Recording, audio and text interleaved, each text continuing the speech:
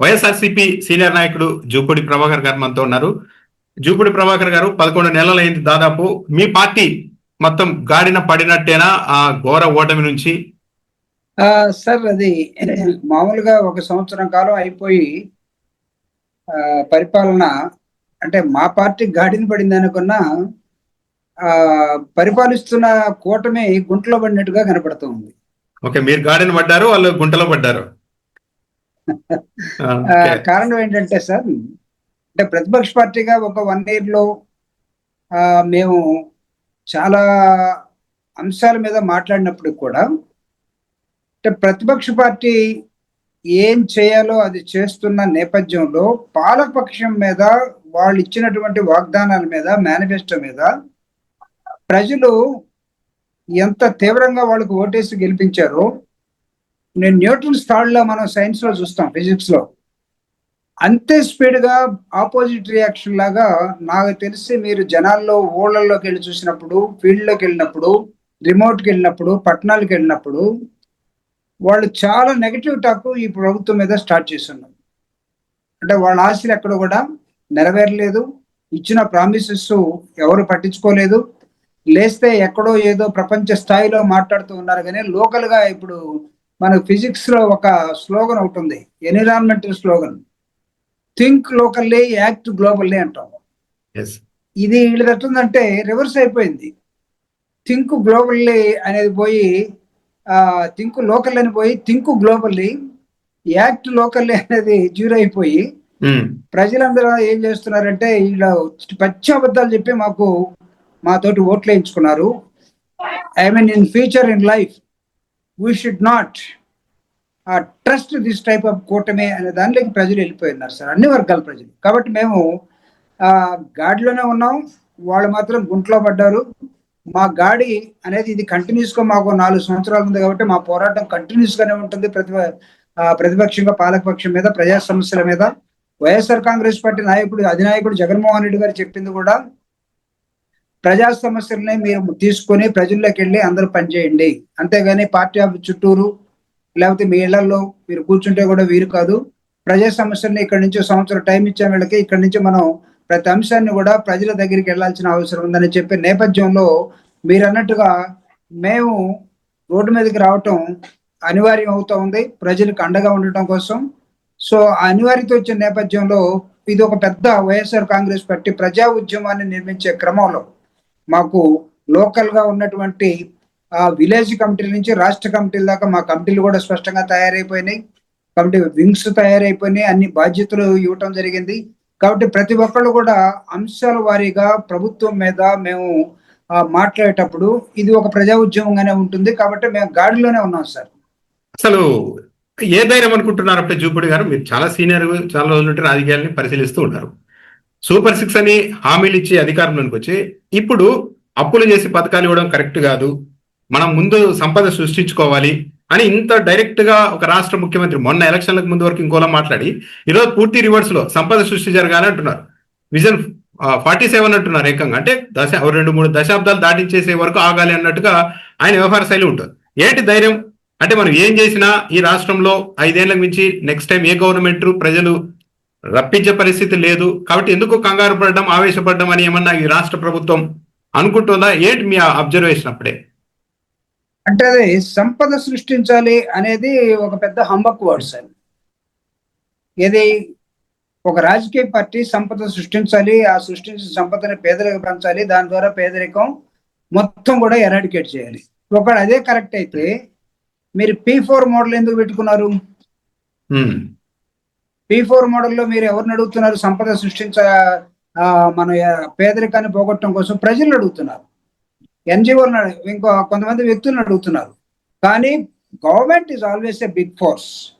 Government పేదరికాన్ని నిర్మూలించడం కోసం, ఇప్పుడు మనం పాకిస్తాన్ లో టెర్రరిజాన్ని నిర్మించడం కోసం ఒక బ్రహ్మోస్ అనే చివరస్తాన్ని కూడా వాడాల్సి వచ్చింది.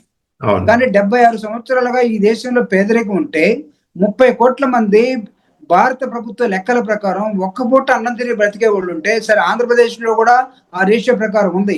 అంటే మిగతా 2 పూట్ల ఎగిటేసి కాదు, దొరక్క, ఇళ్ళు లేవు, ఆకలి, నిరుద్యోగం, అభద్రత ఇవన్నీ వెంటాడుతున్న నేపథ్యంలో ఒక కొత్త మోడల్ని, ఒక సొసైటీ మోడల్ ఏం చెప్పారంటే P4 మోడల్ అన్నారు. దానికి ఇప్పుడు నామ్స్ అండ్ కండిషన్స్ తయారు చేస్తా ఉన్నారు. కానీ ప్రపంచం లేస్తే ప్రపంచాన్ని గురించి మాట్లాడే చంద్రబాబు నాయుడు గారు యునైటెడ్ నేషన్ ఆర్గనైజేషన్స్ పేదరికం పోవాలంటే కొన్ని మార్గదర్శకాలు ఇచ్చింది. ఏ దేశమైనా వీటిని పాటించండి, వీటిని పాటిస్తే పేదరికాన్ని పారదోలచ్చు. వాటిని వదిలేసి కొత్తగా ఇప్పుడు డైవర్షన్ పాలిటిక్స్ లో ఏమొచ్చేసారంటే P4 మోడల్ అనేది ఒక దాన్ని తీసుకొచ్చారు. దీనిలో P4 మోడల్లో నీకు పబ్లిక్, ప్రైవేట్, మన ఎకానమీ పబ్లిక్, ప్రైవేట్ ఎకానమీ. ఇప్పుడు మీరు పార్టిసిపేషన్ ఆఫ్ పీపుల్ అని అడుగుతున్నారు. అంటే ఇంతకాలం అసలు పార్టిసిపేషన్ ఆఫ్ పీపుల్ ఎన్జిఓస్ లేకుండా ఇప్పుడు ఎన్జిఓ వ్యవస్థ నాశనం చేశారు. ఎవరిని మీరు పార్టిసిపేట్ చేయమంటున్నారు అంటే మీ వర్గాలనా, లేకపోతే భూస్వాములనా, లేకపోతే ఇండస్ట్రియలిస్టులా? వాళ్ళు పార్టిసిపేట్ చేస్తే వాళ్ళకి చారిటీ గుణం ఉంటుందా? వాళ్ళు ఉన్నదంతా దోచుకొని వెళ్ళిపోతున్నారు కదా. 99 పైసలకే మీరు ఒక 3,000 కోట్ల రూపాయలు వాల్యూ చేసే ఆ భూమిని ఇచ్చేసారు. 1 ఎకరా భూమి 99 పైసలకు ఒకనిస్తా ఉన్నారు. చారిటీ అనేది ఎక్కడ ఉంటుంది అసలు? ఇది సంపద సృష్టించడమా? 99 రూపాయలకి 1 ఎకరా ఇవ్వటం సంపద సృష్టించడమా? సంపదని నాశనం చేయటం, డిస్ట్రాయ్ చేయటమా? కాబట్టి ఈ స్లోగన్ అనేది ప్రజల్ని నమ్మించడం కోసం, ప్రజల్ని డైవర్ట్ చేయడం కోసం, వాళ్ళకు చెప్పినటువంటి ప్రామిస్ని ఏట్లు ఇవ్వలేక కొత్త మోడల్లోకి వస్తున్నారు చంద్రబాబు నాయుడు గారు, కూటమి ప్రభుత్వం. ప్రశ్నించాలని వచ్చినటువంటి పాపం పవన్ కళ్యాణ్ గారు P4 లో నా పీ కూడా ఏమైనా ఉందా? పవన్ కళ్యాణ్ కదా అది ఎత్తుక్కున్నాడు. అది ఆయనది లేదు. వీళ్ళు ఏం పెట్టుకున్నారో నాకెందుకులో, ఏం అడిగితే ఏమొస్తుందో, నాకు రోడ్ మ్యాప్ రాలేదన్నట్టుగా ఆయన ఉండిపోయాడు. కాబట్టి దిస్ ఇస్ ఆల్ హంబక్. అంటే ఇప్పుడు ఫస్ట్ ఈ రాష్ట్రంలో విద్యా వైద్యాన్ని కూడా ప్రైవేటీకరించే దిశగా అడుగులు వేసింది చంద్రబాబు నాయుడు గారి ప్రభుత్వమే. ఒక దశలో విద్య అన్నది పూర్తిగా ప్రభుత్వ బాధ్యతే కాదు, మిగిలిన ప్రైవేట్ సెక్టార్ కూడా ముందుకు రావాలని డైరెక్ట్ గా ప్రకటన కూడా చేశారు. కొన్ని హాస్పిటల్ని ప్రైవేట్కి అప్పగించారు, కీలకమైన హాస్పిటల్ కూడా. ఇప్పుడు ఏకంగా పేదరిక నిర్మూలన కూడా రాష్ట్ర ప్రభుత్వ బాధ్యత కాదు, ఈ సమాజంలోనే డబ్బున్న వాళ్ళు డబ్బు లేని వాళ్ళ మధ్య ఒక సంబంధాలు ఏర్పాటు చేసుకొని మీకు మీరు పైకి రాండి అన్నట్టుగా ఈ P4 మోడల్ ఉందేమో అనిపిస్తుంది కదా. అంటే ఈ P4 మోడల్ ని అడ్డు పెట్టుకొని ప్రభుత్వం నడపాల్సినటువంటి ప్రభుత్వ హాస్పిటల్స్ ని, ప్రభుత్వం నడపాల్సినటువంటి ప్రభుత్వ స్కూల్స్ ని ప్రధానంగా, ఈ రెండు కూడా రాబోయే తరాలకి ఒక ఆరోగ్యవంతమైనటువంటి సొసైటీకి సింబాలిక్ గా చూస్తాం. మామూలుగా వ్యవసాయాన్ని రైతులు చేస్తూ ఉంటారు, వాళ్ళకు కూడా ఆరోగ్యం అవసరం అవుతుంది, వాళ్ళ పిల్లలకి చదువు అవసరం అవుతుంది. అందుకే జగన్మోహన్ రెడ్డి గారి ప్రభుత్వంలో ఈ రెండింటి మీద ప్రధానంగా అతను చేసినటువంటి ఫోకస్ ఏదైతే ఉందో అది స్కూల్స్ మీద ఫోకస్ చేశారు. కరికులం నీకు ఐఎల్స్ కానీ లేకపోతే ఫారెన్ పోవటానికి రాయాల్సిన ఎగ్జామ్స్ అన్ని కూడా 3వ తరగతి నుంచి 8వ తరగతి నుంచి 10th క్లాస్ వరకు ఇవన్నీ కూడా ఇంట్రడ్యూస్ చేసి సిలబస్ లో పెట్టి, అవసరమైతే ఈ మొత్తాన్ని కూడా CBSE సిలబస్ గా మార్చి మొత్తం ఇంగ్లీష్ మీడియాన్ని పేదింటి పిల్లవాడు కూడా ప్రపంచాన్ని ఏలే దశలోకి, లాంగ్వేజ్ వస్తే తప్ప ఇంగ్లీష్ వచ్చి తప్ప ఎదిగే అవకాశం లేదు. జగన్మోహన్ రెడ్డి గారు తీసుకొచ్చారు. ఇప్పుడు ఈ కూటమి రావడంతో ఇంగ్లీష్ మీడియాన్ని తీసేసింది. ప్రైవేట్ స్కూల్లో, నారాయణ స్కూల్లో ఇంగ్లీష్ మీడియం తీసేశారా? చైతన్యలో ఇంగ్లీష్ మీడియం చూసేశారా? వీళ్ళిద్దరు మీ ప్రభుత్వంలో భాగస్వాములు కదా. అంటే మీరు ప్రభుత్వం నడుపుతున్నటువంటి మొత్తాన్ని ప్రైవేటైజేషన్ చేసి, ప్రభుత్వం నడపాల్సినటువంటి హాస్పిటల్స్ మొత్తాన్ని కూడా మీ వర్గానికి సంబంధించినటువంటి వాళ్ళ హాస్పిటల్స్ లో ఉన్నారని, ఎక్కువగా హాస్పిటల్స్ కలిగి ఉన్నారని, అవసరమైతే ఈ ప్రభుత్వ హాస్పిటల్ కూడా వాళ్ళకి లీజుకి ఇచ్చేసారు. కానీ జగన్మోహన్ రెడ్డి గారు ఏం చేశారు? ప్రతి ఫ్యామిలీకి ఒక ఫ్యామిలీ డాక్టర్ కాన్సెప్ట్ విలేజ్ లో పట్టుకొచ్చాడు. ఎక్కడో కొన్ని పట్టణాల్లో ఉండే పెద్ద పెద్దోళ్ళు పెట్టుకునే ఫ్యామిలీ డాక్టర్ కాన్సెప్ట్ ని విలేజ్ లో ప్రతి ఇంటికి, ప్రతి ఊరికి ఫ్యామిలీ డాక్టర్ని పట్టుకొచ్చి గవర్నమెంట్ ఆరోగ్య బాధ్యత తీసుకుంటుంది. ఉదాహరణకి నల్లమల ఫారెస్ట్ లో ఉన్నటువంటి చెంచులు కానీ, అక్కడ ఉన్నటువంటి మిగతా ట్రైబ్స్ కానీ 42 సంవత్సరాలుగా చనిపోతారు. వాళ్ళకి అక్కడ ఉన్నటువంటి కండిషన్స్, ఆ ప్రాంతానికి ఆరోగ్యం తీసుకెళ్లి వాళ్ళని కూడా మనం కూడా 68 సంవత్సరాలకి ఆవరేజ్ లైఫ్ లోకి తీసుకోవాలి. జగన్మోహన్ రెడ్డి గారు ఒక ప్రయత్నం చేస్తే హాస్పిటల్స్ ని ప్రైవేటైజేషన్, స్కూల్స్ ని ప్రైవేటైజేషన్, నువ్వు తర్వాత వ్యవసాయాన్ని ప్రైవేటైజేషన్, ఎవ్రీథింగ్. చంద్రబాబు నాయుడు గారు వచ్చారంటే ఈ సింబల్ ఫర్ ప్రైవేటైజేషన్. ఎలా మోసపోయారో నాకైతే తెలియదు, ప్రజలు ఎలా అధికారం ఇచ్చారో నాకైతే తెలియదు. జూపూడి గారు మీరు చెప్పింది కరెక్ట్. చంద్రబాబు నాయుడు గారి మోడల్ అదే అన్నది ఈ రోజు కొత్తగా కాదు, గతంలో కూడా ఆయన మోడల్ని చూశారు. కానీ జగన్మోహన్ రెడ్డి స్కూల్ బాగా చేశారు, హాస్పిటల్ కట్టారు, మెడికల్ కాలేజీలు కట్టబోయారు, కోర్టులు కట్టబోయారు, అన్ని చేశారు. కానీ ఓడించారు. అంటే ప్రజల ఆలోచన స్థితి కూడా ఒక ఊరికి రోడ్డు వేస్తే మాకేమొస్తుంది, ఒక హాస్పిటల్ కడితే అది అందరిది కదా, మా ఇండివిజువల్ కాదు కదా. ఒక స్కూల్కి బాగు చేస్తే అదేంటి మాకేం సంబంధించింది కాదు కదా అన్న మోడల్లో ఏమైనా ప్రజలు ఆలోచిస్తున్నారా? నా ఇంటికి ఏంటి నాకేంటి అనే మోడల్లోనికి ఏమైనా ప్రజలు వెళ్ళిపోయారా అన్న ఒక చర్చ కూడా ఉంది కదా. అవును సార్, మీరు ఒక 2 దశాబ్దాలు వెనక్కి చూస్తే గ్రామంలో ఉండే ప్రతి వాడు కూడా గ్రామానికి ఏమొస్తుందని చూసేవాళ్ళు. ఒక రోడ్డు, కరెంటు, ఒక బడో, ఒక గుడో, లేకపోతే ఒక కమ్యూనిటీ హాలు, ఇలా మా గ్రామానికి ఏం కావాలని అడిగేవాళ్ళు. ఒక 2 డికేట్స్ నుంచి నాకు తెలిసి ఒక 15 ఇయర్స్ నుంచి గ్రామం సంగతి వదిలిపెట్టండి, నాకేమొస్తుంది, మా ఇంటికి ఏమొస్తుందనే ఆ దశలో జనాలు ఆలోచించారు. వాడికి రోడ్డు అనవసరం, బడి అనవసరం, గుడి అనవసరం, కమ్యూనిటీ హాల్ అనవసరం. సో మీరు అన్నట్టుగా the status of people, their mind inclination towards the selfishness గా అయిపోయింది. అయితే జగన్మోహన్ రెడ్డి గారు ప్రతిదాన్ని ఇన్స్టిట్యూషనలైజ్ చేసే క్రమంలో ఎస్, ప్రతి మనిషికి రేషన్ ఇచ్చాడు, ప్రతి మనిషిని జాగ్రత్తగా తీసుకున్నాడు. 2,75,000 కోట్ల రూపాయలని ప్రభుత్వ సొమ్ముని ఏ రోజు కూడా ఓటేయటం తప్ప ఈ 75 సంవత్సరాల్లో ప్రభుత్వ సొమ్ముని 10 రూపాయలు తీసుకోలేనటువంటి కుటుంబాలకు కూడా వాళ్ళు అడగకపోయినా సరే అర్హులైంటే చాలు వాళ్ళకి పంపించాడు. అందుకే ఇప్పుడు ప్రజలు ఇంత తొందరగా ఈ ప్రభుత్వం మీద రివోట్లు ఎందుకు వచ్చారంటే, జగన్ ఉన్నప్పుడు అమ్మఒడి పేరుతోటో, ఆరోగ్యం పేరుతోటో, చదువుల పేరుతోటో, లేకపోతే ఇంకొక పేరుతోటో ప్రతి పండక్కి మా ఇంటికి డబ్బులు వచ్చాయి, ప్రతి ఈవెంట్కి మా ఇంటికి డబ్బులు వచ్చాయి, మా ఇంట్లో ఉన్న ఆడవాళ్ళ పేరు మీద ₹1,00,000 వచ్చాయి, మగవాళ్ళ పేరు మీద కొంత వచ్చేది, మొత్తం మీద ప్రభుత్వం ఏంటో మాకు తెలుసు, కానీ ఈ సంవత్సర కాలంగా ఏమి లేదే అని దశలోకి వెళ్ళిపోయారు. మీరు అన్నట్టుగా ఓడిపోవటానికి కారణం, ఒకవేళ ప్రజలు అది కూడా ఆలోచించుంటే, ఫ్యామిలీ డాక్టర్ కాన్సెప్ట్ మాకెందుకు, మా ముసలోడిని మేమే వదిలేసాం కదా, మా ప్రభుత్వం పట్టించుకొని మళ్ళా మాకు బడ్డనగా తయారైంది అంటే, ఈ సైకలాజికల్ చైన్ ఆఫ్ థాట్ ఏదైతే ఉందో, ఒకవేళ ఇది ప్రజలకు వస్తే అమూల్లోకి వెళ్ళిపోతే మనం we're in very dangerous condition. తల్లిదండ్రులు ఓన్ చేసుకోవాలి, సమాజాన్ని ఓన్ చేసుకోవాలి, మనలాగే పక్కింటి వాడు బతకాలి, ఒకవేళ అవసరం అయితే ప్రభుత్వాన్ని వాడుకోవాలి, ప్రైవేటు శక్తుల చేతుల్లోకి ఆ ఊర్లో ఉన్నటువంటి ఆసామి, ఆ ఊర్లో ఉన్నటువంటి దొరగారు, ఆ ఊర్లో ఉన్న 10 రూపాయలు డబ్బులు ఉన్న వాడి చేతులకి ఊరంతా వెళ్ళిపోతే వాడే చూస్తాడు అనుకుంటే, అతనే ప్రభుత్వం అయిపోతే ఇంకా ప్రభుత్వం ఎందుకు? కాబట్టి జగన్మోహన్ రెడ్డి గారు డీలింగ్ చేసి, ఎస్ గవర్నమెంట్ ఈజ్ హియర్, మీకు కావాలంటే సర్వీస్ చేయడం కోసం ఒక విందును కూడా తయారు చేశారు. సూర్యుడు పొడవుకు ఉంది, వాళ్ళు వచ్చేసి నీకు పెన్షన్ ఇచ్చేవాళ్ళు. సూర్యుడు పడవకు ముందే మీకు కావాల్సినటువంటి అనేకమైన అంశాలు, మీకు ఏమి తెలియకపోయినా మీ ఇంటికి వచ్చేసి మీకు కులం సర్టిఫికేట్ కావాలన్నా, లేకపోతే రిలీజియన్ సర్టిఫికేట్ కావాలన్నా, లేకపోతే మీ పిల్లలకి రేషన్ కార్డు కావాలన్నా, లేకపోతే ఇంకోటి కావాలన్న దశలోకి, అంటే ఈ మేడ్ ఈజీ. జగన్మోహన్ రెడ్డి గారు చేసిన ఫార్ములా ఏంటంటే మేడ్ ఈజీ. సో ఇది ఏమైపోయిందంటే, అది మోసం జరిగిందో ఎక్కడ జరిగిందో ప్రజల ఆలోచనలో మార్పు వచ్చిందో తెలియదు, కానీ మేడ్ ఈజీ కాస్త మేడ్ డిఫికల్ట్ అయిపోయింది.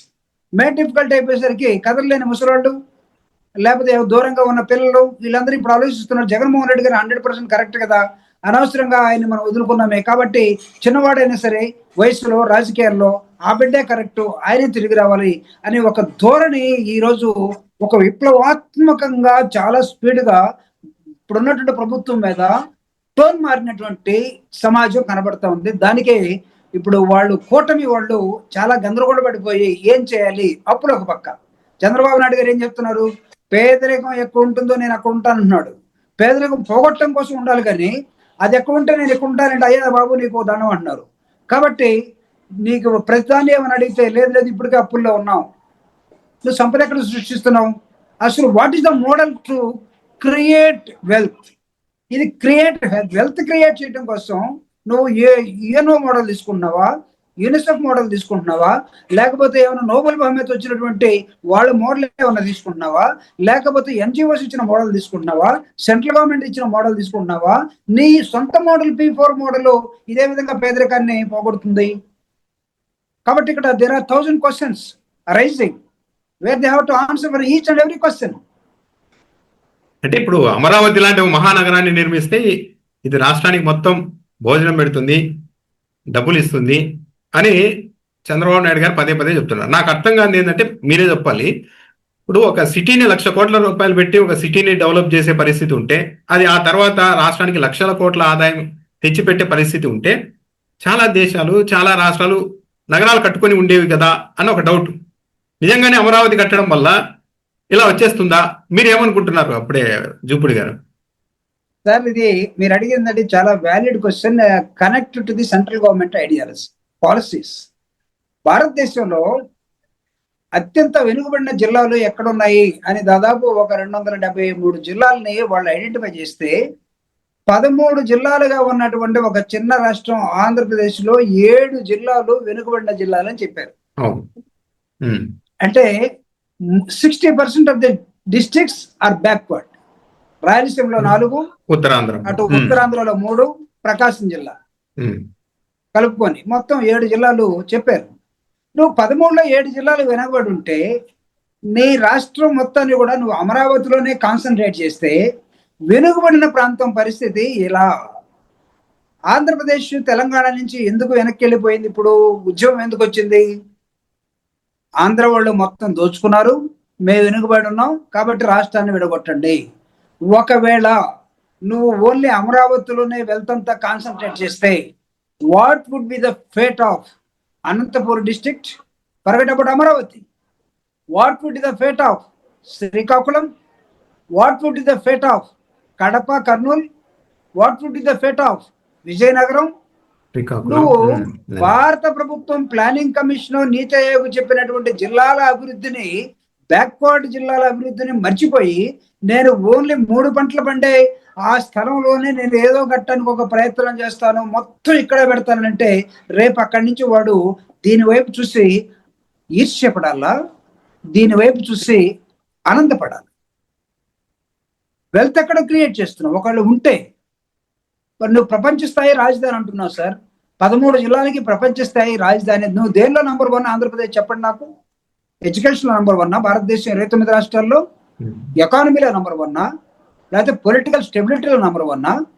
నీకున్నటువంటి ల్యాండ్స్ ఎంత, నీకున్నటువంటి ఫారెస్ట్ ఎంత, నీకున్నటువంటి మైనింగ్ ఎంత, నీకున్నటువంటి హ్యూమన్ రిసోర్సెస్ ఎంత, నీకున్నటువంటి ప్లానింగ్ ఏంటి? నీకు నువ్వు భారతదేశం, నువ్వు పార్లమెంట్లోకి వెళ్తే పార్లమెంట్ లోనే నీకు స్ట్రాటజిక్స్ ఇచ్చేస్తున్నారు. Andhra position in India is at bottom. How can you say that you are going to build an international standard capital? What is meant by international standard capital? నాకు అర్థం కావట్లేదు. శంషాబాద్ ఎయిర్పోర్ట్ ఉంది, ఇంటర్నేషనల్ ఎయిర్పోర్ట్ అంటున్నాం. హైదరాబాద్, మన విజయవాడకి ఎయిర్పోర్ట్ పెట్టాం, అదొకటి అంటున్నాం. విశాఖపట్నంలో ఒక ఎయిర్పోర్ట్ ఉంది. లేకపోతే క్యాపిటల్ ఇంటర్నేషనల్, ఢిల్లీ క్యాపిటల్ ఏంటండి? ఢిల్లీలో స్లమ్స్ లేవా? హైదరాబాద్ క్యాపిటల్ ఏంటండి? హైదరాబాద్ లో స్లమ్స్ లేవా? అంటే నువ్వు అక్కడ ఉన్నటువంటి 1,00,000 ఎకరాల ప్రజల భూమిని నువ్వు తీసుకొని పేదవాళ్ళు ఎవరు అక్కడ ఉండటానికి వీల్లేదని జగన్మోహన్ రెడ్డి గారు దాదాపు 50,794 మంది పేదవాళ్ళకి పట్టాలిస్తే జోన్ 5 అనే ఒక R5 అనే ఒక జోన్ క్రియేట్ చేసి ఇక్కడ పేదవాళ్ళు అందరూ కూడా పట్టాలు ఇవ్వాలి, ఈ భూములను 9,000 ఎకరాలని తను కేటాయిస్తే ఆ మొత్తాన్ని మీరు రావడంతో పేదవాడు ఇక్కడ ఉండటానికి లేదని జగన్మోహన్ రెడ్డి గారు ఉన్నప్పుడు కోర్టులోకి వెళ్ళారు. కారణం ఏంటంటే డెమోగ్రఫీ దెబ్బతింటుందన్నారు. పెద్దవాడు ఉన్న చోట, అగ్రకులం ఉన్న చోట, డబ్బున్నవాడు ఉన్న చోట పేదవాడు ఉండటానికి వీల్లేదన్నారు. సుప్రీంకోర్టు వెళ్తే సుప్రీంకోర్టు మొట్టికాయలు వేసిన దాకా మీకు దిక్కు లేదు. ఈ రోజు మీరు ఆ 50,000 పట్టాలను తీసేశారు, ఆ 9,000 ఎకరాలని లాగేసుకున్నారు. అంటే మీరు 1,00,000 ఎకరాలతోటి మధ్యలో 5 ఎకరాలతోటి మీరు ఒక ఇల్లు కట్టుకొని ఆ ఇంటి మీదకి ఎక్కి ఇదిగో ఈ 1,00,000 ఎకరాలు మొత్తం రాజధాని ప్రాంతం నేను క్రియేట్ చేసిందని చెప్పుకోవడానికి బరికి వస్తుంది తప్ప ఇది ప్రపంచ రాజధాని ఏం ఖాళీగా ఉంటుందండి? 1,00,000 ఎకరాలు మొత్తం ఖాళీగా కనబడేటప్పుడు how can you say that it is going to be the అసలు ఆ స్థాయిలో ఎందుకు మీరు ఊహించుకున్నారు? ఎందుకు ఊహల్లో ఉంటున్నారు? మీరు సూపర్ సోనిక్ విమానంలో ఎక్కి ఏమన్నా నిద్రపోతున్నారో లేకపోతే నాకేం అర్థం కావట్లేదు సార్. పాలకులు ఎప్పుడు అలా ఉండకూడదు. అందుకే రాజశేఖర రెడ్డి గారు చెప్తారు, ఎదిగే కొద్దీ ఒదిగి ఉండడం, కింద నుంచి ఆలోచించండి. మీరేం చేస్తారు? మీ ఆలోచన ప్రపంచ స్థాయి అన్నారు. అక్కడేముంది? బుడమేరు వస్తే మునిగిపోయింది. అక్కడ నీకు బోరేస్తే వాటర్ రావట్లేదు. నీకు నువ్వు ఒకవేళ 125 అంతస్తుల బిల్డింగ్ కట్టాలన్నా ఇంకొక 25 అంతస్తులు నువ్వు కిందకి వెళ్ళాల్సి వస్తుంది. రాకేరియా ఎక్కడుంది నీకు? అక్కడ కిందకి వెళ్ళాల్సి వస్తుంది. రేపు కృష్ణానది పొంగితే ఏమవుతుందో తెలియదు. మీరు అనుకోవచ్చు ప్రపంచంలో చాలా నగరాలన్నీ ఒడ్డునున్నాయన్నారు. అక్కడ సాయిల్ కండిషన్స్ వేరు, ఇక్కడ సాయిల్ కండిషన్స్ వేరు. అక్కడ construction, civil engineering, mechanical engineering, అక్కడ టెక్నాలజీ వేరు. ఇక్కడ నువ్వు ఆ టెక్నాలజీ తెచ్చుకుందామంటే నువ్వు ప్రతి వాళ్ళకి డబ్బులు ఇవ్వాల్సిందే, కుదరదు.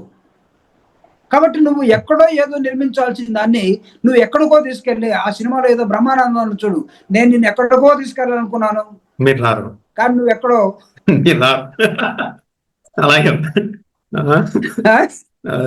అంటే ఇప్పుడు ఇంకో విషయము ప్రభాకర్ గారు, ఇప్పుడు అంటే మొన్నటి ఎన్నికల్లో వైఎస్ఆర్ కాంగ్రెస్ పార్టీ అంత ఈజీగా అంత ఘోరమైన ఓటమికి పాలవడానికి కారణము వైఎస్ఆర్ కాంగ్రెస్ పార్టీ కంప్లీట్ గా అంటే ఈ పథకాలు తీసుకొని వాటి ఆధారంగా లబ్ధి పొందుతున్న ఆ ఓటర్ల మీద ఎక్కువ డిపెండ్ అయ్యిందేమో.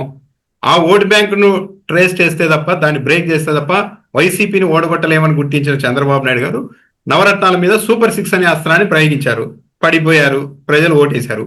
అంటే ఇలా ఒక హామీకి 2 హామీలు ఇస్తాం అన్నగానే అటువైపు షిఫ్ట్ అయ్యే ఓటింగ్ నమ్ముకుంటే వైఎస్ఆర్ కాంగ్రెస్ పార్టీ, ఇది ఎక్కువ రోజులు ఇబ్బంది కదా వైఎస్ఆర్ కాంగ్రెస్ పార్టీకి. స్థిరంగా ఒక 10 ఏళ్ళు 15 ఏళ్ళు ఉండడానికి ఎక్కడ పాసిబిలిటీ ఉంటుంది?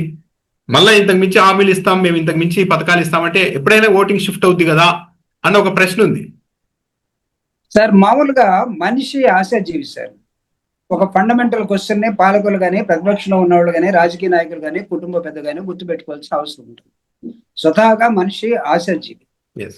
ఆశల్లో విహరిస్తూ పోతే తను ఎక్కడో ఉంటాడు. విహరించే వాళ్ళు ఇంకొకటి ఉయ్యాలు ఊపుతానంటే ఆ ఊపేవాడు నిజంగా ఊపుతాడు లేదు, కానీ వీడు ఉయ్యాలు ఉంది కదా అని అనుకుంటూ ఉంటాం. కాబట్టి మేము ఒకటి చేస్తూ ఉంటే ఇంకొకటి వచ్చేసి ఇంకొకటి చెప్తే రేపు ఈ ప్రమాదం ఉండదని గ్యారంటీ కూడా లేదు. కానీ జగన్మోహన్ రెడ్డి గారు ఎంచుకున్న పందా ఏంటంటే, అంటే ఒక్కొక్కళ్ళకి ఒక్కొక్క కమిట్మెంట్ ఉంది సార్. ఒక్కొక్క నాయకుడికి ఒక్కొక్క కమిట్మెంట్ ఉంటుంది. చేయలేనిదాన్ని మనం చెప్పకూడదు, అంటే అబద్ధం ఆడకూడదు. చిన్నప్పుడు మనకి స్కూల్లో టీచర్ కానీ, పుట్టినప్పుడే అమ్మ కానీ మాట్లాడితే అయ్యా అబద్ధం అనేది ఆడకూడదని చెప్తుంది. అది బ్రెయిన్లో ఉండిపోతుంది మనకి. జగన్మోహన్ రెడ్డి గారి పాలసీ ఏంటంటే మనం చేయలేనిది మనం చెప్పలేము. కాబట్టి చాలా మంది ఆశపడతా ఉన్నారు, ఈసారి మన మేనిఫెస్టోలో 2024 ఎన్నికల్లో మనం రైతులకి రుణమాఫీ చేద్దామని, లేకపోతే ఇంకొకటికి ఇంకొకటి ఇద్దామని మనం చెప్పేస్తే సరిపోద్ది అది ఇది అనుకున్నారు. కానీ నో, బడ్జెట్ చూసినప్పుడు కానీ, పరిపాలన 5 సంవత్సరాలు చేసినప్పుడు కానీ మనం చెప్పి చేయలేకుండా ఫెయిల్ అవుతాం, తర్వాత ఇబ్బంది పడతాం. వద్దు, మనం చేయగలిగిందే చెప్తాం. కానీ అవతల అబద్ధాలు చెప్తున్నారు కదా, 1కి 2 అంటున్నారు కదా. ఇది ఎట్లా ఉందంటే, మా ఊర్లో ఒక తిరణాలు జరుగుద్ది. ఆ తిరణాల కాయ రాజే కాయ, మీకు అది కాకపోతే 1, 2, 3, 4 రెట్లు వెళ్ళిపోతూ ఉంటాడు, పాట వేలం పాటలాగా. అటు వెళ్ళిపోయినప్పుడు ప్రజలు దానిలో ఆ మోసంలో పడిపోయినప్పుడు మనం ప్రజలను కూడా మనం అవతల కూటమిలో ఉన్న రాజకీయ పార్టీల్ని, లేకపోతే ఒక ప్రణాళికాబద్ధంగా లేకుండా అబద్ధాల మీదే ఆచరించే ఒక రాజకీయ పార్టీని ఎంత కీన్గా అబ్జర్వ్ చేస్తామో, మనం ప్రజలను కూడా వర్గాలుగా చూసుకొని అంతే కీన్గా అబ్జర్వ్ చేయాల్సిన అవసరం మనకుంది. దాన్ని డాక్టర్ బాబాసాహెబ్ అంబేద్కర్ ఇప్పుడు ఏమంటాడంటే, యూ ఎడ్యుకేట్ పీపుల్. అంటే ఎడ్యుకేట్ అంటే చదువు విషయంలో కాదు, కల్చరల్ మీరు ఎడ్యుకేట్ చేయమంటాడు. కల్చరల్ గా అంటే ప్రతి అంశాన్ని రాజకీయ నాయకుడు ప్రజలకు చెప్పాలి. ఎందుకంటే ఈజ్ ద నియరెస్ట్ రిప్రజెంటేటివ్. మనం అనుకుంటున్నాం ఇప్పుడు ప్రభుత్వాల్లో ప్రతిదానికి మీకు ఏదైనా పోస్టింగ్ కావాలంటే ఎమ్మెల్యే లెటర్ తేమంటున్నారు. నాకెవరో మొన్న ఒక అతను సింపుల్ గా అడిగాడు, సార్ ఎమ్మెల్యే లెటర్ ఎందుకు? మా ఊర్లో సర్పంచ్ని మేము ఎన్నుకున్నాం, సర్పంచ్ మావాడు, ఇదేంటి సార్ సెక్రటరియట్ పోతే లేకపోతే మంత్రి దగ్గర పోతే ఎమ్మెల్యే లెటర్ అడుగుతున్నాడు. ఎమ్మెల్యే మన డబ్బులు తీసుకొని వచ్చాడు, వాడు మా దగ్గర డబ్బులు ఇచ్చి మమ్మల్ని కొని వాడు ఎమ్మెల్యే అయ్యాడు. సర్పంచ్ లెటర్ ఎందుకు అడగట్లేదు? ఎంపీటీసీలు ఎందుకు అడగట్లేదు? జడ్పీటీసీ లెటర్ ఎందుకు అడగట్లేదు మీరు? లేకపోతే లోకల్ గా ఉన్నటువంటి నాయకుడు లెటర్ ఎందుకు అడగట్లేదు? సార్ దీనిలో న్యాయం అనిపించలేదా? లోకల్ గా పరిస్థితుల్లో ఉన్నటువంటి నాయకుడిని మనం పక్కన నెట్టేసి ఒక ఎమ్మెల్యే లెటర్ తోటో లేకపోతే ఏదన్నా ఉంటే ఒకరికొకడు గవర్నమెంట్ లోనే రికమెండ్ చేసుకునే విధానంలో సామాన్య ప్రజల్ని ఆశల్లోకి నెట్టేసి ఎమ్మెల్యే చెప్తే మొత్తం అయిపోతుందంట. ఎమ్మెల్యే ఎవడాడు అనకూడదు, కానీ ఇతను ఒక వ్యాపారస్తుడు వచ్చాడు. ఇతనేమి ప్రజాసేవకు వచ్చినాడు కాదు. I'm sorry, being a politician. ప్రజాసేవకు వచ్చిన ఎమ్మెల్యేలు ఉంటే మీరు చెప్పండి. కానీ వీడు వ్యాపారం కోసం వచ్చినట్టు కనబడతా ఉన్నాడు. ఇసుక అమ్ముకుంటున్నాడు, మట్టి అమ్ముకుంటున్నాడు.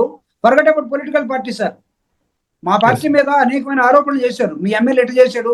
అదే ఆరోపణలు ఇప్పుడు వాళ్ళు చేస్తున్నారు. ఎందుకంటే ఇసుక ఈజ్ అవైలబుల్, మట్టి ఈజ్ అవైలబుల్, అక్కడ ఉన్నటువంటి అడవులు is available, minings are available. ప్రతి వాడు దీని మీద వస్తున్న నేపథ్యంలో అమ్ముకోవటానికి కొనటానికి వచ్చిన వాడి మీద వాడికి సర్వ హక్కులు ఇచ్చేసి లోకల్ గా ఉన్నటువంటి లీడర్షిప్ ని వదిలేస్తే ప్రజలు ఏమనుకుంటారు? ఇదే అనుకుంటారు. అంటే కాబట్టి అంటే ఇప్పుడు మీరు చెప్పారు ఇందాక వాల్యుబుల్ పాయింట్, కేవలం ఎమ్మెల్యేలకి అధికారం మొత్తం ఇస్తూ ఉన్నారంటే ఈ రాష్ట్రంలో ఒక ముఖ్యమంత్రి పదవి ఉంటే చాలు, ముఖ్యమంత్రి పదవి ఉండాలంటే ఎమ్మెల్యేలు ఉండాలి, కాబట్టి ఎమ్మెల్యేలంతా అవకాశం ఇచ్చి వాళ్ళంతా మనకి సపోర్ట్ చేస్తే వాళ్ళలో అధికారం ఉంటే మళ్ళీ మనం ముఖ్యమంత్రి అవుదామనే స్టేజ్కి ఏమైనా రాష్ట్ర రాజకీయాలు వచ్చేసాయా? ఇంకా మిగిలిన లోకల్ బాడీలు ఇవన్నీ అవసరం లేదు అనే స్థాయికి ఏమైనా వచ్చాయేమో. అదొక ఇప్పుడు ఇది కూడా మీరు అడిగిన క్వశ్చన్ కి ఆన్సర్ చేయటం కష్టమేమో కానీ ఆ ఇన్క్లినేషన్ టువర్డ్స్ దట్, ఏదో అసెంబ్లీలో స్ట్రెంగ్త్ ని బట్టి, అసెంబ్లీలో మెజారిటీని బట్టి, పార్లమెంట్లో స్ట్రెంగ్త్ ని బట్టి, పార్లమెంట్లో మెజారిటీని బట్టి మనం ఏ డెసిషన్ అయినా తీసుకోవచ్చు, మిగతా ఆర్గాన్స్ అన్ని కూడా అవసరం లేదనుకుంటే మనకున్నటువంటి డెమోక్రటిక్ ఫంక్షనింగ్ కోసం ఏ డెమోక్రటిక్ ఇన్స్టిట్యూషన్స్ అయితే మనం పెట్టుకున్నామో equally important a panchayat when you compare with the parliament. Parliament లో ఏం జరుగుతుందో పంచాయతీ ఆఫీసులో కూడా అదే జరుగుతుంది, చర్చించబడతాయి. ఇక్కడ లోకల్ ఇష్యూస్ ను చర్చిస్తావు, అక్కడ నువ్వు 7 నియోజకవర్గాల అంశాలని ఒక ఎంపీ అక్కడ చర్చిస్తాడు. Equal important a mandal when you compared with the assembly. అసెంబ్లీలో ఎమ్మెల్యే 7 మండలాలు 6 మండలాల గురించి నువ్వేమని చర్చిస్తావో ఎంఈఓ ఆఫీసులో కానీ, జడ్పీటీసీ జిల్లా పరిషత్ ఆఫీసులో కానీ ఆల్మోస్ట్ అదే చర్చిస్తారు. కాబట్టి ఎమ్మెల్యేలు ఉంటే సరిపోతుంది అని అనుకుంటే అదే ఎమ్మెల్యే రేపు నువ్వు డైరెక్ట్ గా ప్రజలు డైరెక్ట్ ప్రైమ్ మినిస్టర్, ప్రజలు డైరెక్ట్ చీఫ్ మినిస్టర్ అధ్యక్ష తరహా పరిపాలనలోకి మీ ఆలోచన వెళ్ళిపోతా ఉందా? But democratic system doctor Babasaheb అది కాదు కదా చెప్పింది. కాబట్టి when you are promising on the constitution, భారత రాజ్యాంగం మీద ప్రమాణం చేస్తున్నప్పుడు నీకు each and every democratic functioning institution is most important. అంతేగా నాకు పార్లమెంటు నాకు ఇంపార్టెంట్, నాకు అసెంబ్లీ ఇంపార్టెంట్ అనుకుంటే నీ పంచాయతీను నీకు ఇంపార్టెంట్, నీ ఎలిమెంటరీ స్కూల్ ఇస్ నీకు ఇంపార్టెంట్, నీ జడ్పే ఆఫీస్ ఇస్ ఇంపార్టెంట్, నీ ఎంపీడీఓ ఆఫీస్ ఇస్ ఇంపార్టెంట్, నీకు ఎంఆర్ఓ ఆఫీస్ ఇస్ ఇంపార్టెంట్. ఇవన్నీ కూడా నువ్వు నెగ్లెక్ట్ చేయడానికి వీలు లేదు కదా. ఒక నెగ్లెక్ట్ చేస్తే యూఆర్ యాంటీ కాన్స్టిట్యూషనల్. ఈ రాష్ట్రంలో పీపుల్ విల్ క్వశ్చన్ అగైన్. ఈ రాష్ట్రంలో నాకు అనిపించింది ఏంటంటే ఏ 5 ఏళ్లకు మించి ఒక గవర్నమెంట్ ఉండడం లేదు. ఈవెన్ వైఎస్ఆర్సీపీ అన్ని పథకాలు ఇచ్చి అంత చేసినా కూడా చాలా ఘోరంగా ఓడిపోయింది. అంటే దీన్ని బట్టి ఈ రాష్ట్రంలో ప్రజలు కేవలం పథకాలు ఇవన్నీ కాకుండా జరిగే ప్రచారం, అంటే ఒక చిన్న అంశాన్ని తీసుకొని కూడా దాన్ని విపరీతంగా ప్రభుత్వానికి వ్యతిరేకంగా ప్రచారం చేయగలిగే మీడియా ఉన్నప్పుడు, మాటలు చెప్పే చాలా చాకచక్యంగా మాటలను చెప్పి ప్రజల్ని నమ్మించే సామర్థ్యం ఉన్న నాయకత్వం ఉన్నప్పుడు కూడా ఈజీగా గెలుస్తారేమో పార్టీలు అనిపిస్తుంది. ఎగ్జాంపుల్, జగన్మోహన్ రెడ్డి హయాంలో ఇల్లు కావాలి, ఒకరికి ఇల్లు లేదు అంటే ఇలాంటి వాళ్ళు, ఒక వ్యక్తి వచ్చి ఇల్లు లేదు అంటే సరే ఇలాంటి వాళ్ళు చాలా మంది ఉంటారు కదా రాష్ట్రంలో, కాబట్టి వీళ్ళందరికీ ఇళ్ల పట్టాలు ఇద్దామన్నట్టుగా జగన్మోహన్ రెడ్డి వ్యవహారం నడిచింది. మీరు గమనిస్తే ఈ మధ్య 1వ తేదీన పింఛన్ల కార్యక్రమం సందర్భంగా ముఖ్యమంత్రి గారు వెళ్తున్నారు, ఒక ఇంటి దగ్గరికి వెళ్తారు, అరే రే మీకు ఇల్లు లేదా, కలెక్టర్ గారు వెంటనే మీకు ఇల్లు మంజూరు చేయండి అని ఇండివిజువల్ గా ఆర్డర్స్ ఇస్తున్నారు. కానీ ఇలాంటి వాళ్ళు ఈ జిల్లాలో ఎంతమంది ఉన్నారో గుర్తించండి, వీళ్ళకి ఇల్లు ఇవ్వండి, వీళ్ళకి షాప్ లేదంట, కనీసం ఇన్ఫ్రాస్ట్రక్చర్ లేదు, వీళ్ళకి ఒక షాప్ కట్టుకోవడానికి హెల్ప్ చేయండి అని చెప్పడం లేదు, కేవలం ఇండివిజువల్ గా మాత్రమే చెప్తున్నారు. కానీ దానికి మాత్రం విపరీతంగా ప్రచారం వచ్చేస్తుంది కదా. అంటే సార్ ఇక్కడ ఒక చిన్న కంపారిజన్ మనకు అవసరం అవుతుంది. అంటే జగన్మోహన్ రెడ్డి గారు 2019లో అధికారంలోకి వచ్చే ముందు ఆయన్ని ఒక్కసారి చూద్దాం, 2014లో ఆయన ముఖ్యమంత్రి కావాల్సిన వాడు కాలేకుండా పోయాడు, మనం ఎక్కడో మిస్ అయ్యాం, 14లో మోసపోయాం అనుకొని సరే ప్రజలు అనుకున్నట్టుగా ఒక అవకాశం ఇద్దామని ఇచ్చాడు. కానీ వాళ్ళు ఇచ్చింది ఒక అవకాశమే. కానీ జగన్మోహన్ రెడ్డి గారు తన మనసులో ఉన్నటువంటి అనేక అంశాలని ఒక రెవల్యూషనరీ మెకానిజంలో, ఇది ఎగ్జాగ్రేషన్ కాదు సార్, నేను 70 సంవత్సరాలు ఈ ప్రభుత్వాన్ని స్టడీ చేసి నాకున్న 17 సంవత్సరాల రాజకీయ ప్రాక్టికల్ గా నా అనుభవాన్ని జోడించి నేను చెప్తున్నా, ఈ 75 సంవత్సరాల్లో ఏ నాయకుడు ఏ ముఖ్యమంత్రి చేయనంతగా తను ఒక్క అవకాశం ప్రజలు ఇస్తే ప్రజల కోసం ప్రభుత్వం మొత్తాన్ని తీసుకొచ్చి మీ ఇంటి దగ్గర పెట్టే ఒక పెద్ద ఆలోచన, రెవల్యూషనరీ థాట్ ప్రాసెస్ ని జగన్మోహన్ రెడ్డి గారు చూపించారు. ప్రతిపక్షాలు దెబ్బకొట్టుండొచ్చు. ఈ రిఫార్మ్సే వైఎస్ఆర్ కాంగ్రెస్ పార్టీ ఓటమికి కూడా కారణమయ్యాయేమో. ఎలా అంటే చెప్తాను సార్, ఇక్కడికి వస్తున్నాం. ప్లీజ్. దీన్ని జగన్మోహన్ రెడ్డి గారు కూడా ఏకూజామున సూర్యుడు పడవక ముందే పెన్షన్ ని వాలంటరీ ద్వారా ముసలోళ్ళ దగ్గరికి, కుంటోళ్ళ దగ్గరికి, గుడ్డోళ్ళ దగ్గరికి వెళ్ళారు. వాళ్ళు కూడా ఆత్మగౌరవం పెరిగింది. అప్పుడు దాకా చూడండి కోడలు, అప్పుడు దాకా పట్టించుకున్న తల్లిదండ్రులు, అమ్మకని 3,000 పెన్షన్ వస్తుందంటే అమ్మను లేపి రెడీ చేసి అమ్మకి కాఫీ ఇచ్చి వాలంటరీ వచ్చే లోపల మా అమ్మను మేము బాగా చూసుకుంటున్నామని అమ్మతోటి పక్కన కూర్చొని అమ్మతో నవ్విస్తూ హాయిగా ఆ 3,000, 4,000 తీసుకున్నారు. మొత్తం ఇది యూనిలాటరల్ గా కాకుండా మొత్తం సొసైటీ మొత్తం జరిగింది.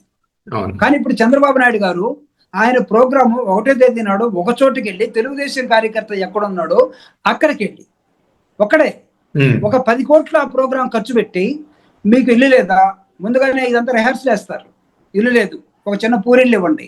ఎస్ మీరు అన్నట్టుగా ఒక్కడికే ఇచ్చాడు. కానీ జగన్మోహన్ రెడ్డి గారు ఎంతమందికి ఇచ్చారు? రాష్ట్రం అంతా ఇచ్చాడు. ఆఖరికి జగన్మోహన్ రెడ్డి గారు ఏం చేసి 32 లక్షల మంది ఇళ్ళు లేకుండా ఈ రాష్ట్రంలో ఉన్నారని వాళ్ళకి బాధ్యతగా చేసి గవర్నమెంట్ ల్యాండ్ కానీ ప్రైవేట్ ల్యాండ్ కానీ కొని 32 లక్షల మందికి ఇళ్ళు కట్టించాలి, ఆ ఇళ్ళు కూడా మోడల్ కాలనీస్ గా ఉండాలనే ఒక ఆలోచనతోటి ఆయన వాటన్నిటిని మోడల్ టౌన్షిప్ తయారు చేసే ప్లాన్ లోకి వచ్చాడు. ముఖ్యమంత్రి పోయి ఒక చోట చేస్తే మీకు వచ్చే ప్రచారం ఎంత ఉంటుందో గానీ is it not cheating the society? అంటే కొత్తగా కాదు కదా. ఎట్ ఏ టైం వాలంటీర్స్ మొత్తం సమాజం మొత్తం కప్పేసి వాళ్ళకు ఉన్నటువంటి పేదవాడికి ఇచ్చేది ఒకటి, ఒక్క చోటుకే వెళ్ళి ముఖ్యమంత్రి 10 కోట్ల ఆ రోజు ఫంక్షన్ ఖర్చు పెట్టి వాళ్ళు సెలెక్ట్ చేసుకున్నట్టు మనిషి దగ్గరికి వెళ్ళి మీ ఇంట్లో బర్రిస్తాం, మీ ఇంట్లో గేదిస్తాం, మీ పాపకు చదివిస్తాం అంటే ఒక్కడికే ఇస్తారు మిగతా వాళ్ళు. కాబట్టి ఈ చీటింగ్ తెలియట్లేదా, ఈ మోసం తెలియట్లేదా? వాళ్ళు పబ్లిసిటీ అనుకోవచ్చు. మీరు అన్నట్టుగా సోషల్ మీడియాని ర్యాండమ్ గా వాడుకోవచ్చు. ఈరోజు రాజకీయ పార్టీలు మనుషులు నమ్మటం మానేసి మనుషుల్ని మాయ చేసి సోషల్ మీడియాలోకి వెళ్ళిపోయారు, రీల్స్ లోకి వెళ్ళిపోయారు. వాళ్ళకి మన కళ్ళ ముందు సినిమా చూపిస్తా ఉన్నారు. ఇంతకుముందు సినిమా హాల్కి వెళ్తే మా చిన్నప్పుడు ఇసుకలో కూర్చొని చూసేవాడు ఒకడు, నేల టికెట్, బెంచ్ మీద కూర్చొని చూసేవాడు ఒకడు, కుర్చీ మీద చూసేను ఒకడు. ఇప్పుడు అందరూ కూడా ఒకే లెవెల్లో కూర్చొని వీళ్ళు ఇచ్చే రీల్స్ చూసి, వీళ్ళు ఇచ్చే అడ్వర్టైజ్మెంట్లు చూసి, సోషల్ మీడియాలో అందరి దగ్గర ఫోన్ ఉంది కాబట్టి ప్రతి వాడి ఇంట్లో టాయిలెట్ ఉందో నాకు తెలియదు కానీ బాత్రూము ప్రతి ఇంట్లో 3 ఫోన్లు 4 ఫోన్లు వచ్చేసాయి. అమ్మ ఒక చోట, తండ్రి ఒక చోట, పిల్లలు ఒక చోట, ఇంకొకళ్ళు, అందరూ ఎవడు ఫోన్ వాడు చూసుకొని ఎవరి లెవెల్లో వాడు మోసపోతా ఉన్నారు. ఈ మోసాన్ని గురి చేసి సోషల్ మీడియాని నాకు తెలిసి వాస్తవాన్ని రెండో పక్క చూపించగలిగితే ఖచ్చితంగా సొసైటీ అనేది based on should be standing on facts. Jaganmohan Reddy గారు నీతివంతంగా ఏది చేయగలమో అది మాత్రమే చెప్తాం. సోషల్ మీడియా ఉన్నంత మాత్రాన ప్రజల్ని మనం మోసం చేయొద్దు. ఎస్ ఓడిపోతామా, ఓడిపోయినా ఉండి ఒక చోట ఒకసారి ఓడిపోదాం, ఏమవుతుంది అనుకున్నాడేమో, లేకపోతే గెలుస్తాడు అనుకున్నాడేమో. మరి ఇందాక నేను చెప్పినట్టుగా మనిషి ఆశాజీవి సార్.